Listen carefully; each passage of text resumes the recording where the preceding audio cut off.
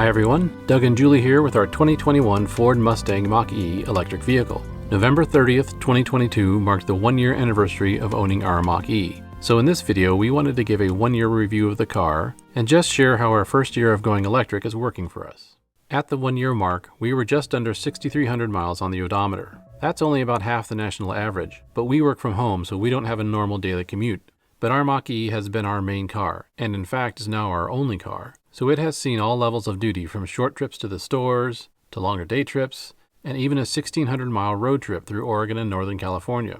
We've chauffeured family and friends in it, hauled stuff in it, and we've even left it out in the cold for a week while traveling, with virtually no loss of battery, by the way. We bought this as a do-all car, and it has pretty much done it all. Julie and I had been interested in an EV for a few years, but before the Mach-E came out, we weren't really happy with the buying options. With a lot of new models coming out in 2021, we decided to do some test driving. What started out as a fun thing to do on my birthday turned into us seriously considering purchasing an EV. By far, the one we liked best was the Mustang Mach-E. However, it was also the most expensive, and to get the one we wanted would mean we would have to spend more than on any other car in our lifetime. But after much discussion, we decided the time was right, so on July 13th we ordered our 2021 premium model, rear-wheel drive with an extended range battery in rapid red metallic. For more details on why we selected the Mach-E, check out episode 1 of the Mach-E files on my channel. But essentially, we wanted a 4-door hatchback, wagon, crossover, whatever, with at least 250 miles of range, a good charging speed, and ideally a bit of a premium feel. Must-have options included heated seats with memory settings, adaptive cruise control, Apple CarPlay, and maybe a nice big sunroof. Good performance would be nice, but not a high priority. It turns out the Mach-E ticked all these boxes, and more. Let's address the elephant, or maybe the horse, in the room. Is this really a Mustang? Well, in short, yes it is. A Mustang is a Ford, and only Ford can tell us what a Mustang is, or isn't, and they tell us this is a Mustang. For those purists who say this isn't a real Mustang, well, is this a real Porsche? Is this a real Lamborghini? Is this a real Ferrari? Yeah, welcome to the club, Mustang fans. As for us, well, there are many people who have bought the Mach-E and very much think of it as an electric Mustang. We, however, think of it as an excellent EV that just happens to be a Mustang. We'd have been perfectly happy if the car was just called a Mach-E, and frankly that's how we refer to it. But one of the nice things about Ford making it a Mustang is they were able to give it some style and visual personality. We like the overall muscular look of the car, as it helps to differentiate itself from any number of run-of-the-mill crossover SUVs. One of the more pleasant surprises for us was, and is, the overall quality feeling of the interior. It won't compete with the true luxury brands like Mercedes or BMW or Lexus, but it's a huge step up from any Ford we had driven in the past. If we had any complaints, it would be that Ford seems to have followed Tesla in putting most of the accessory functions in one large digital tablet that's just stuck in the middle of the dash. This is a growing trend in cars in general, but comes at the expense of good ergonomics. Touchscreens take your eyes off the road longer than traditional buttons and dials. They're also hard to use when wearing gloves, something that makes a heated steering wheel almost a necessity so you can drive gloveless. And of course, they're also a magnet for fingerprints. Fortunately, Ford has done a good job of designing the layout of the screen. Most of the button icons are large and easy to find at a glance, and some key functions like the HVAC are always visible, so there's no need to dig through menus just to turn on the heated seats, for example. Another nice touch is the small IP screen directly in front of the driver that keeps pertinent information in your line of sight while driving. And there are a few actual buttons, like here on the steering wheel where you can find the controls to the adaptive cruise on one side and the radio and phone on the other. To get into the Mach-E, there are a few different ways to unlock the vehicle. The most popular is probably using the phone as a key method. We do have that set up, but we actually find using the traditional fob is just as easy and more reliable. There's also a numbered keypad on the door where you can program a number to let you in, and then program another code into the center screen to let you drive without the phone or key fob. We have that set up as well, but really only think of it as an emergency solution. Honestly, I don't even think I can remember the code for the center screen. Oops. Once behind the wheel, all you need to do is press the start button and you're ready to go. The standard Ford gear selector falls easily to hand, and it's a simple twist to get the vehicle in gear. Ford offers 3 different driving modes for the Mach-E, called Whisper, Engage, and Unbridled. Basically, these equate to Calm or Eco, Normal, and Sport. We always drive in Engage, or Normal, and frankly have no need for the other 2. One drive setting that we do use all the time is one-pedal driving. One of the great aspects of every EV is energy regeneration, how slowing down or braking actually puts electricity back into the battery, and one-pedal driving will maximize this feature. When we first bought the car, we weren't sure if we'd be comfortable with it, but we wanted to take full advantage of our EV's advantages, so we adapted very quickly, and now wouldn't consider an EV that doesn't have it. Once underway, the first impressions are smooth, swift, and quiet, as long as you're on a smooth road. Being a Mustang, Ford has given this vehicle something of a performance tune, resulting in confident handling with very little body roll. It can be genuinely fun to drive. However, you won't confuse it with any real sports cars, as it's impossible to hide its 4,600-pound curb weight. The biggest downside is, on less than smooth roads, the firm suspension results in a bumpy ride. I've read where some owners have gotten motion sickness from the constant porpoising that can happen on highways with exaggerated expansion joints.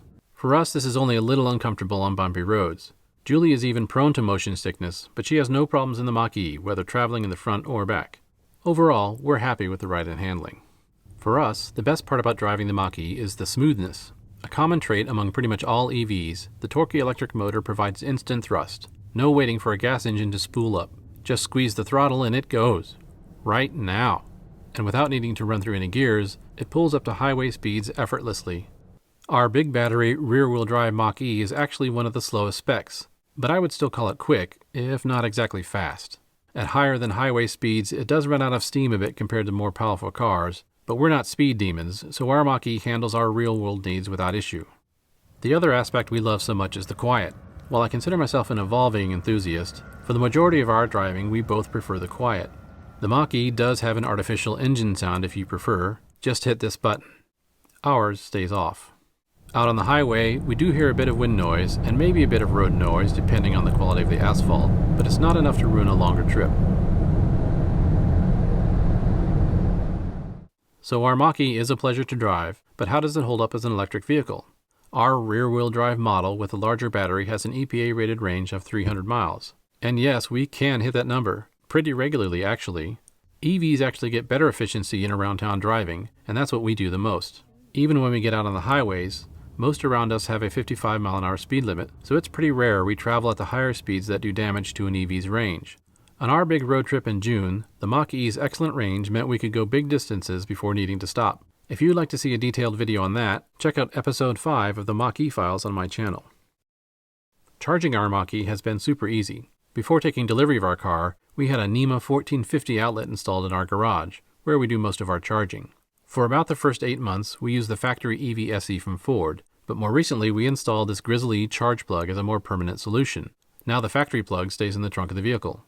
We haven't needed to do a lot of DC fast charging, but overall that has been very easy as well. Ford has a nice plug-and-charge program with Electrify America, where we can simply pull up to a charge station, plug in, and it will start charging, without needing to go through an app or pull out a credit card. Our experience with this has been excellent, with only a couple of faulty chargers keeping us from calling it perfect. But even with that, we've never been left stranded. Speaking of being left stranded, some Mach-E's have had a significant problem with their high-voltage battery junction box, causing them to, be left stranded. Fortunately, we haven't had any major problems like that, but our car hasn't been perfect either. The biggest problems relate to technology glitches. This is a new car for Ford with a lot of new technologies that mostly work well, but occasionally weird things happen. For example, sometimes when I turn the car on, the radio turns on as well, even though I turned it off well before turning the car off. And once, also on startup, the navigation started to randomly route us to a destination, even though we hadn't programmed anything in. Speaking of the navigation, a couple of times it has completely lost our location while trying to use it. We've also had the intelligent adaptive cruise control randomly slow the car down when it thought the speed limit dropped, even though it didn't. Fortunately, none of these glitches has led to any major consequences, and so far most of them have gone away after simply shutting the car off and restarting. A couple of times we've had to force the center screen to reset, which takes a minute or so but is really easy. Lately, Ford has been sending out fairly regular over-the-air updates, so we're hoping these glitches will go away in time. Of course, not everything can be fixed in an update. There are some things about the car we'd change if we could, things that go in the dislikes category. We've touched on the problems with the large center screen already, so I won't harp on that much. I'll just add that it's a little laggy, and we'd rather have actual buttons and switches for some of these functions. All this tech is cool, but frankly, we probably only use about 30% of it anyway. The large glass sunroof is very cool and does help make the car feel a little more open and airy, but if you're in the back seat, it can be a little blinding. A closable sunshade would have been nice. It would also be nice if at least part of the glass would open. We have very temperate weather here in the Pacific Northwest, and Julie and I like to drive with all the windows down when we can. Unfortunately, this is not a pleasant experience in the Mach-E. We often get a fairly harsh buffeting in the front seats, and the rear seatbelts and cargo cover can really flap around when we get a little speed going. An openable sunroof would give us more fresh air options, and might even help with the buffeting problem. Speaking of the rear cargo cover, it's kind of a blessing and a curse. I like that it's flexible and easily fits over the variety of stuff we put in the back, but the downside is it does feel a little bit cheap and can easily get knocked off of its pegs. On the topic of covers, we wish the charge port cover would lock. I've heard stories about it flipping open when going through a car wash. Not good. I also wish you could lock the charge plug when charging. As it is now, anybody can come up to our car and just unplug it. There are a few other little things, like the big hood makes seeing curbs a little challenging, and the backup chime is really loud and it will wake up the neighbors when you have to leave for the airport at 4 in the morning. But overall, these things are very minor and easy to live with. Since we've only had the car for a year, we can't really report on reliability just yet. I've been to the dealership 2 times, once for an update and once to check on a sticking parking brake. Both of these things only cost me a little time. Since we haven't crossed the 10,000 mile mark, we haven't even had it in for its first official service yet, and we've not seen any battery degradation at all. We don't really keep track of our charging costs, but we know charging at home costs about 1/5 the cost of putting gas in our Subaru. Even going to the much more expensive DC fast chargers only cost us about half. Since we don't put a lot of miles on our cars in general, we're probably not getting the most of the total cost of ownership advantages an EV offers. But we're still saving money over time, and it's really hard to put a value on the convenience factor of being able to charge up at home. So a common question to ask after 1 year is, would we buy it again? The answer to that one is a quick and definitive yes. This vehicle has been one of the best we've owned, and we've owned many. A harder question to answer would be, will we keep this one? We did buy this with a long-term mindset, thinking this car would get us through the next 10 years or more. And from a capabilities and technology standpoint, the Mach-E could do it, no problem. But as we've highlighted, the Mach-E is not perfect, and there are a number of attractive options coming out that we might like better. And it's more than a case of ADAS. Some of these vehicles are looking like a better value and would better fit our wants and needs. But if we do make a change, it won't happen for a few years, and we're very okay with that. The Mach-E has been an absolute pleasure to own and drive, and we expect more of the same for the foreseeable future. To finish this video, I wanted to say a few things about EV ownership in general. First and foremost is, overall, we're loving it. And we are seeing all the benefits of EV ownership, even with as few miles as we put on a car every year. Despite the strange car buying market we've seen since the pandemic, we're happy with the timing of our purchase and are glad we bought when we did. However, I think we're entering into a tipping point in EV adoption as more and more options are attracting more and more buyers. For the benefit of our environment, I see this as a good thing. But the downside is we have a slow-growing infrastructure that might struggle to keep up with the growing demand, and I suspect the next few years might be a little painful for long-distance EV travelers. But we're not deterred, and we're in this for the long haul. We sold our last ICE car about 6 months ago, and we have no desire to buy another. And we're very okay with that, too.